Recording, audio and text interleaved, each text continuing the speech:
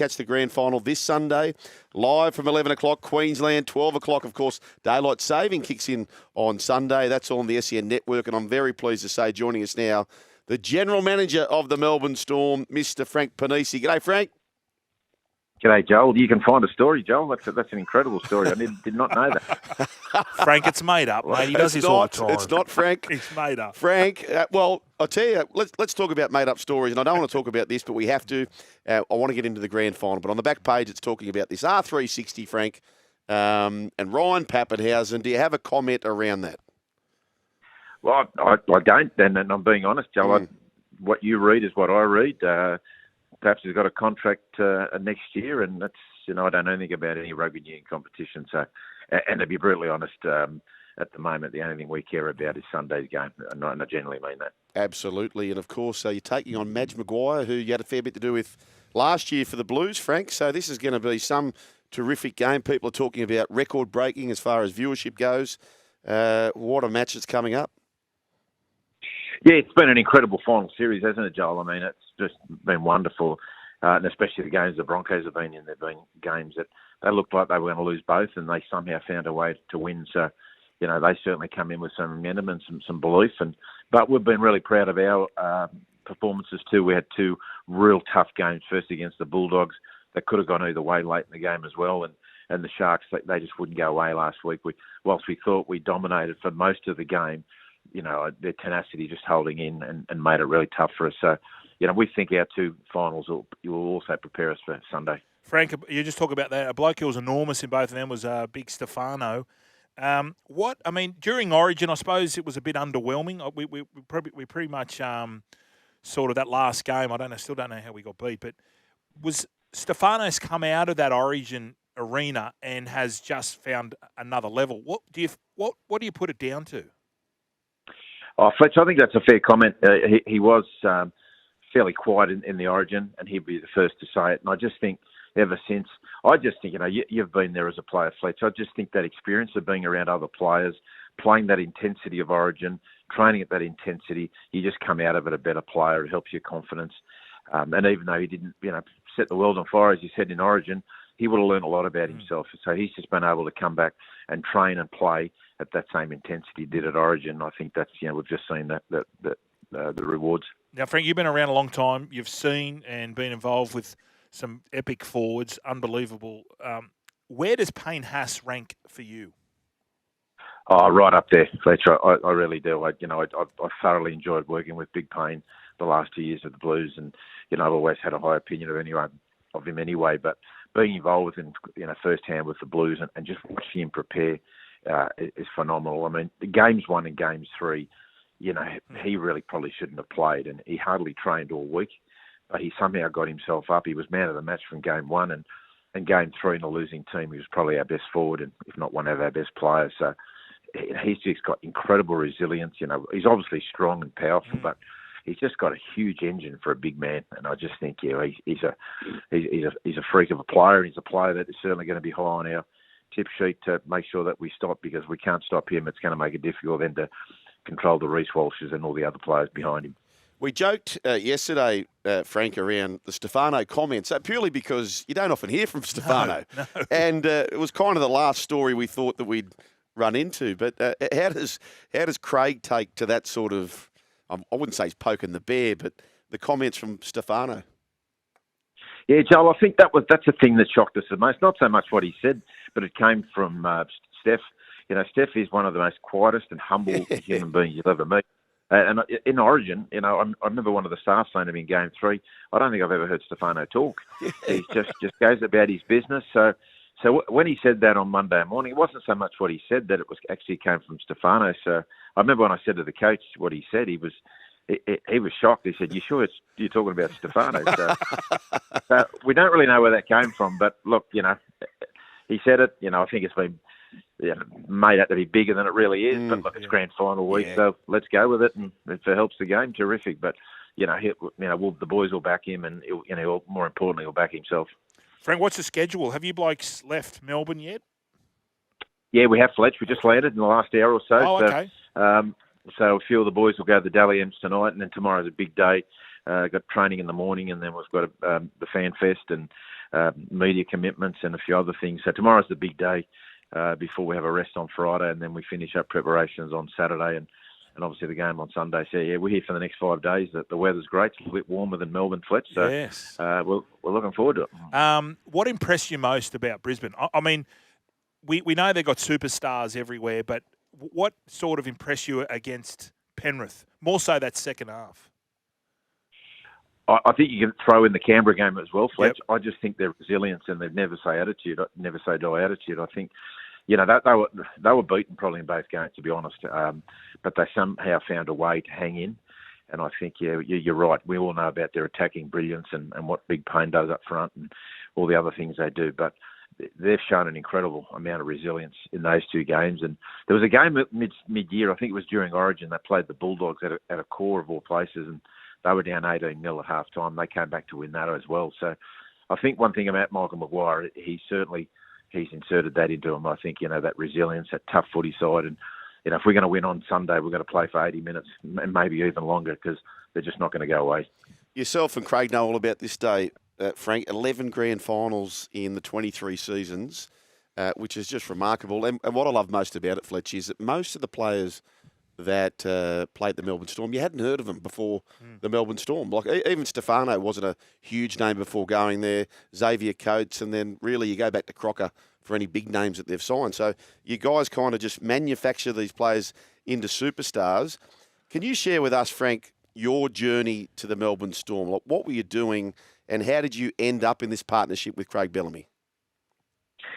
Yeah, Joel, it's 18 seasons ago that I started at the Storm, and before that I actually had a little spell in 5 years over in rugby union in Europe, both in France and England, a little bit of time in South Africa. It was just a break I needed at that stage. I'd come out of the Northern Eagles debacle when Manly, I obviously come from the Manly club, and we merged with North Sydney, and the club was, went through a tough time. But previous to that, I had a long association at Manly. Bozo was terrific for me, Bob Fulton. He got me involved in the Australian Kangaroos set up as well. So, and before that, I was with the New South Wales Rugby League Academy. So, yeah, coming from the Northern Beaches of Manly, which, I'm proud of where I come from. It was set me up some great foundations. As I said, Bozo Fulton was instrumental in the early days, really kick-starting my career. And, and I've just been very fortunate to end up in a great place like the Melbourne Storm, and really enjoying my time. The beauty of just some good people, the great owners, and just a real well-run footy club. And just, as I said, I'm just be proud and privileged to be part of it. How does it work, Frank? Do you sign a contract for a couple of years like a head coach? Yeah, no, I've signed for the end of last year. I signed for another 5, Fletch. So, okay. And part of that is I've got a real passion, where I started in development, and I just want to get our pathways going in Melbourne. For everything good we've done as an NRL club, and, obviously we've done a fair bit there, probably in the areas of pathways and developing more juniors coming out of Melbourne hasn't been one of our strong points. And through the owners who have really backed this, we've put a lot of time and they've put a lot of money into it. So, we've now got a full program from Harold Matthews all the way to next year New South Wales Cup. Our Jersey Flag won the last week. So that's my next, I really want to work hard the next few years and make sure that we produce, a lot of young players, and not just out of in southeast Queensland and other places, but more importantly, more Victorians. So it's a passion that I'm really looking forward to over the next 3 or 4 years. Frank, that was my next question. Out of the Flag boys, how many were bona fide Victorians? We had 4 Victorians actually took the field last week, but Okay, in the greatest flood, there's 13. But we've got a lot of kids coming through our SG Bull that made the second week of the finals.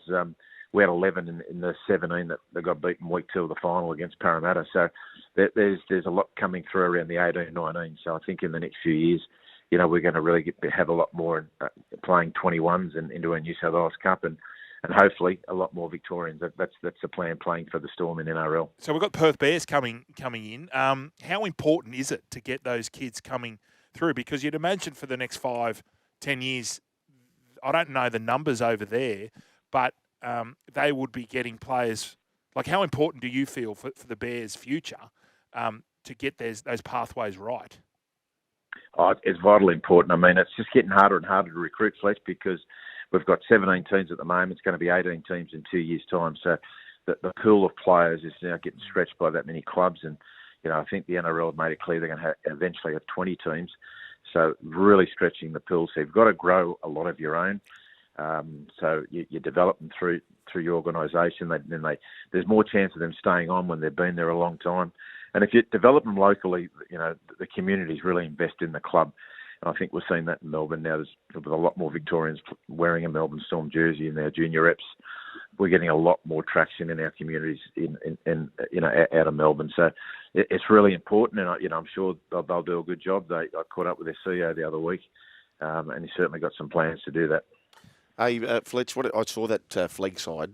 Oh, they were very good, the Storm. So the Storm have got a stack of kids coming through. They won comfortably against the Sharks in the first week of the finals, the second week, and then really it was never in doubt against the Panthers. So there's some talent coming through, Frank, no doubt about that. Just back to this grand final, what about game plan-wise? So you play the game on the Friday, and by what stage of the week is your game plan buttoned up, or is that something you take all the way to Sunday?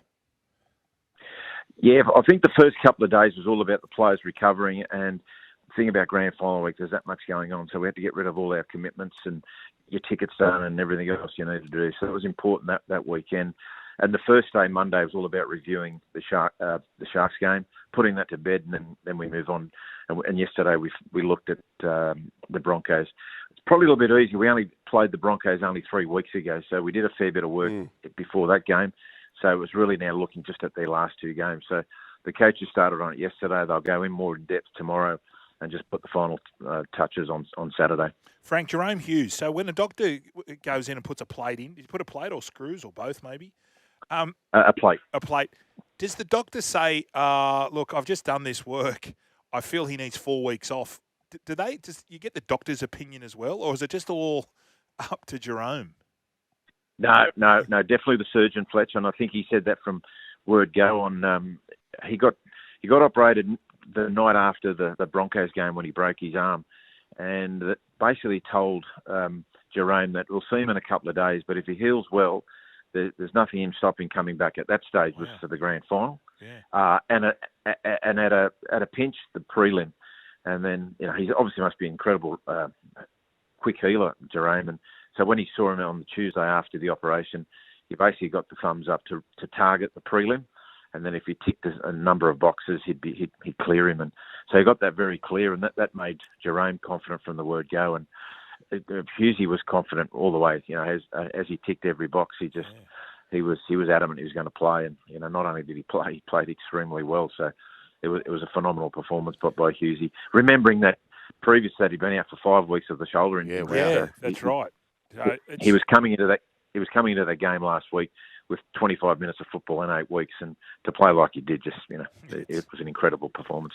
Hey, Frank, I want to wish you all the best, and you've only just touched down in New South Wales, so, mate, we appreciate your time. All the best for the preparations leading up into Sunday, and the text board has melted down like this. Phil says, Frank Ponissi is a class act. No matter the Melbourne Storm have had so much success.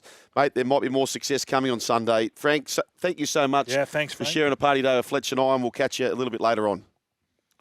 Thanks, Joel. Thanks, Fletch. Best of luck, There mate. he is. He's a class act, Brian. They've got a good, well-oiled machine down there, don't they? So does that mean he signed 5 years? Do we think we'll see bellyache for another 5? No. I wouldn't actually be surprised. Don't say it. Don't say it. No, I don't think so. You don't think so? I just if they did. I think it's if they did, would he? Very cryptic. I feel it's addictive. Right. I just feel that in the off season he might say that's it for me, but in the off season he goes, I just want that feeling here. You're as we know as players, I know. You're a long time retired. I'll never forget what Freddie said. When Freddie coached that New South Wales side, when Teddy scored in the corner, he's never felt anything like that in rugby league ever. That's why he wants to still be a coach. Yes. I said, was it better than being a player? He goes, mate, it's weird. Yes. It's a different feeling, but a better feeling. And I went, fair enough. Okay, no, fair enough. What a great chat. Full package, Brent Reid, Daily Telegraph, R360. Given the green light, the R360 organisers informed player agents on Tuesday night that the competition would begin on October 2 next year, so 12 months tomorrow, after securing the funding and player numbers to begin. Long-form contracts have been sent to agents as R360 locks in players for its inaugural season. As many as 10 NRL players are believed to have committed to the competition. Storm are already resigned to Papenhuyzen making the switch once his current contract comes to an end next year. Zach Lomax is a little more complicated given he's under contract until the end of 2028 with the Eels, Brian. Yeah, this is interesting. It's got Super League feels to it, doesn't it? Like people saying, "Oh, how much did you get? How much did you get?" And they are saying, there's at least 10 NRL players have been spoken to. I also spoke to a manager. Don't want to name him, but they spoke to a few AFL types as well. Really? For this? Yep. Wow. Hey, Which I find very strange. Well, what it does do, though, if you do that, it certainly grabs headlines all over Australia. Do you think that's why they're doing that? I think so. Well, that was like the AFL did it with Carmichael Hunt and Israel Folau, right? To two new expansion teams, get some league guys that had played in the competition to give the fans of those new teams someone to sort of look at as a profile. They weren't going to do much on the field. Yeah. But it garners conversation. Has it been confirmed it's Saudi money? Has it been confirmed it's... Yeah, it's part of the Saudi Arabian rugby, not league, but federation. But you know how they talk about the monetary fund? You know how they call it? United Arab Emirates. You know when they say UAE. that, and they can... Like a trillionaires or something, That's what Liv did.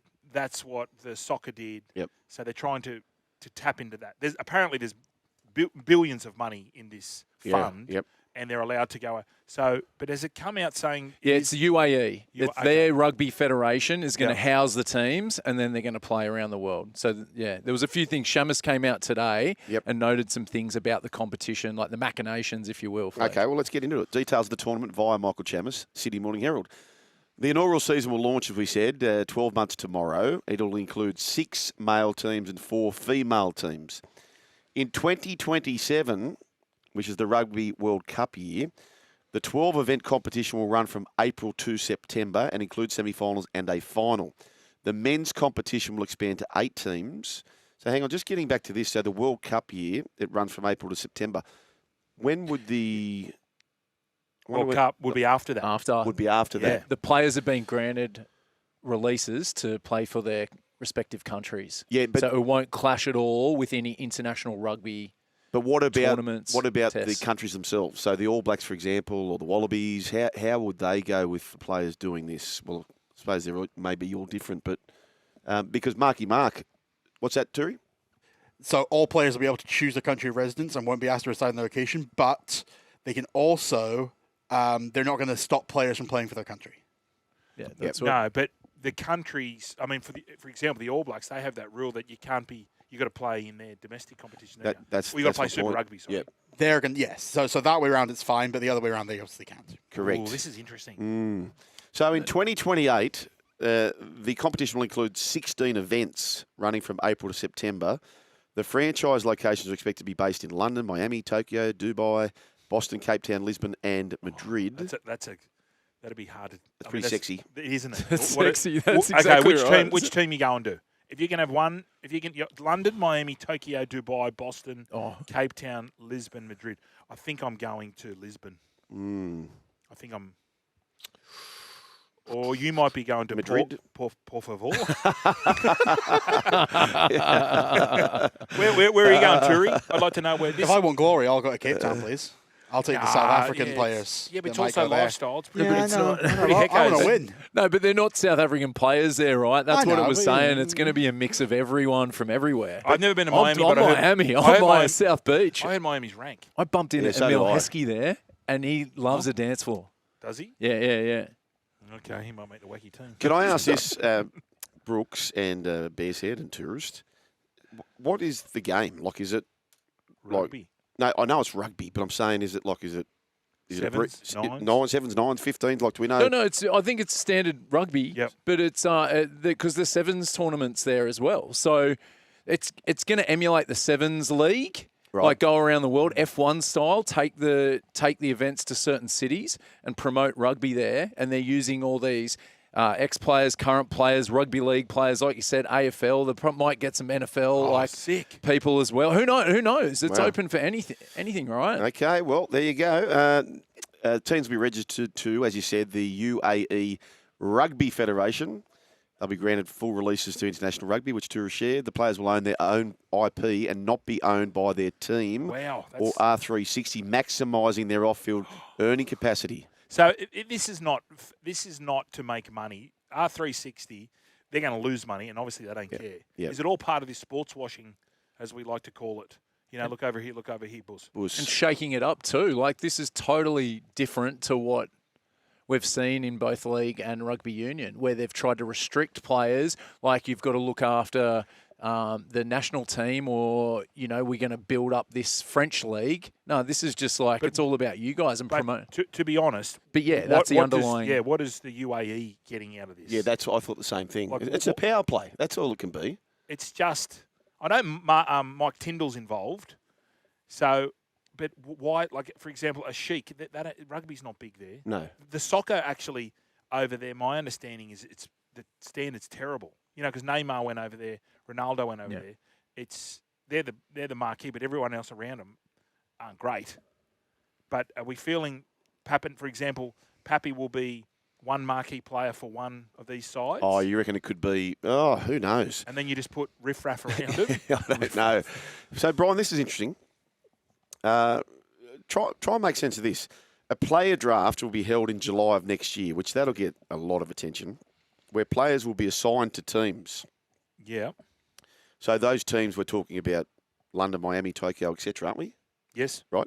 But then it says all players will be able to choose their country of residence and won't be asked to reside in their franchise location. Maximise their wealth, so they might all live in countries with the minimal tax. Gotcha, like don't you have to train with your team? Like they do with tennis, No. like they do with the F1. Your official address okay. is Bermuda. You know how we had all the tennis players living in Florida and Yeah, because like tennis and golf, tax. Income well, tax. well, the events are everywhere. Yeah. So you can reside.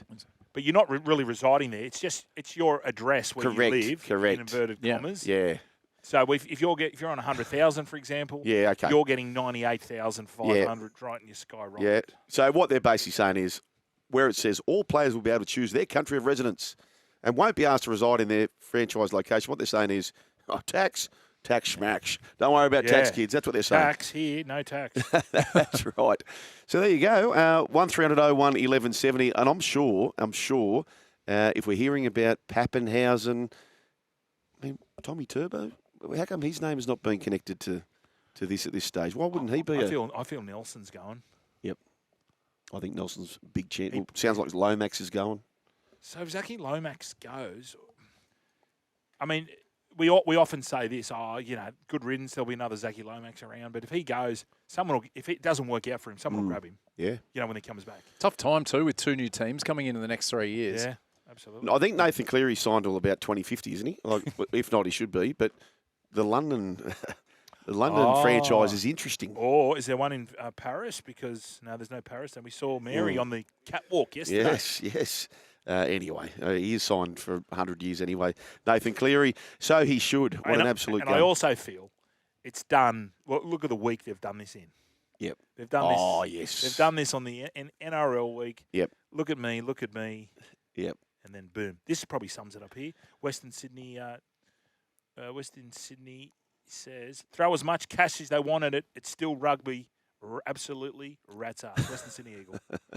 Well, I think the dollar's changed the opinion of that. Dragons halfback Lachlan Ilias has held talks with the Titans about a move to the Gold Coast in a potential domino of moves to George Illawarra. The skillful playmaker has been identified by the Titans as an ideal recruit to add quality depth to their halves rotation. Following the retirement of champion half Kieran Foran, Ilias is contracted to the Dragons next season, but with Atkinson, Kyle Flanagan, Lachlan King Tonga duelling to form the halves combination in 2026. Highly unlikely the Saints would reject the move, Brian. Yeah. I don't know why. Because I think Jaden Campbell's the halfback.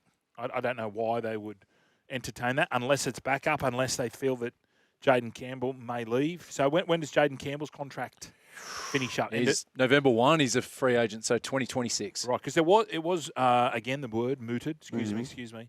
That they were going to offer him a $900,000 a year, 3-year deal, but that never happened. No. Excuse me. David Riccio, by the way, he's reporting at the Daily Telegraph. I heard David, the doctor, this morning with Vossi and Brandy.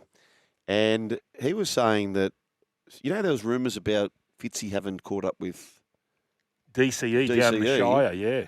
Dave would know. He's well contacted down there in the Shire. He's saying that meeting did not take place. Oh, so who were they spotted? Who was Fitzy with? Well, I don't know. Maybe it wasn't Fitzy. I don't know. Maybe it wasn't Fitzy or maybe it wasn't DCE. Anyway, I'll back the doctor in every day of the week, Daily Telegraph. Titans halves depths look this way. AJ Brimson, if you consider him a half, is he a centre, is he a fullback? Either way, he's locked into 2030, AJ Brimson. Yeah, Jaden Campbell at 7. Then you've got Carter Gordon. Yeah. So who they trialled him. Well, he played that one game. He made his debut in the centres. I thought he looked okay. I thought he didn't look hopeless. Sorry, so just give me his backstory rugby-wise. Like, how decorated was it? Like, would he... He played like a handful of tests, I think, for the Wallabies. Yeah, right, tests. Yeah, Yeah. So a test player, how patient is he going to be with the World Cup coming up, popping around in reserve grade in Queensland Cup for the Titans, Fletch? Oh, well, what's he done? What's he done with rugby union? So he played the Queensland Reds, but then relocated to Melbourne, and he played in the 2023 World Cup. Wow. Rugby World Cup. That's what I'm saying. Like, so this is a guy who's played at a World Cup. How long is he going to persist? He's a big kid, 6'2". He was at Scopey's golf day last year. Right. And I got introduced. I was shocked how big he was. Okay. Big kid. So could he become a big running 5'8"? Fascinated to see how that plays out. Zane Harrison, he's on the development list for 2026. Zane Harrison, was he the 5'8" for the 19s team for Queensland or maybe the year before? Yeah, Brooksy says he was. And Tommy Weaver, yet to sign for 2026. So leave it to Weaver. We'll see how that plays there. Michael Cheika, he's been named as the Roosters assistant and he'll take on a specialised role with the Roosters NRL forwards while also supporting coaches and players throughout the club's pathway system to drive consistency and excellence across all grades. I just love this. And I'll tell you what, if he wants to be an NRL coach, a lot of coaches under Robinson. Yeah. Did Rolsey spend time under Robbo? He did. Fitzy did. Correct. Adam O'Brien. Justin Holbrook. Yeah. It's becoming the Melbourne Yeah. of the who else? Who else was there? Well, Kingy's sort of in the Blues setup. So he's... Yeah, they've had a Robbo. That's good from Robbo taking him. So they're good mates. Yes. They both can speak fluent French. So that'd be good. So if they were I was thinking that. just say you're in a video review, and they could just sort of converse in French. It's like when we go to the barber down the road here. Correct. Except there's no mort rubbing on your shoulders. Your elbows. It could be. On your shoulders. It could be. Well, there is. There's on your shoulders and your elbows. They perch up high. So, Roosters head coach Trent Robinson welcomed the appointment, and he said, Michael and I have had a strong relationship for many years. Do it in French. I can't do it in Mikel. And I've had a strong relationship for many years. And I've always admired the way he leads and challenges athletes. His experience in rugby brings a different perspective that'll inspire and test our players and coaches. I love this. I think it's a great appointment. Yep. No, he is a national coach. What a good get for the Chooks. Not many clubs can do that. No, that's right. And you saw with Fagan, I mean, it's not all about the X's and O's, is it? Like, it's a bit like diet. Yep. So as they say, diet, 70% what goes in your northern, 20%, fitness, sorry. Yep. 20% is the gym and 10% sleep. Yeah, I'd like to know in rugby league where, you've got to have the basic skills and stuff, but I reckon a lot of it's between the ears. I think so too. Well, we had Max Giuliani. How good was he? So for those who missed that podcast, geez, that was a big show that day. That was the day we had Mossy in. Yep. Mossy. So Max Giuliani, 22. For those who missed the chat, you must catch up on the podcast or YouTube. What was he, 6'6"? 6'6", but he was swimming in Tasmania, and he said I was the 100th best in the world. But I don't know. I couldn't measure myself. And he said I thought that was it. Then goes up to the Gold Coast. He was 50th in Australia. No, it was 100th when he said when he was 19. Yeah. Then he went up there and he went okay. Then he was number one. Correct. At the 200 metres. There's only one bloke who has swum faster than him. Yes. Do you know this bloke? Torpedo. Ian Thorpe. Torpedo. He's the only person in Australian history who has swum the 200 faster than our man Max Giuliani. And we said, how do you make such a giant leap? And what did he say? He just said it was all belief. Yep. He said he's the mental edge. Yeah, Johnny Novak.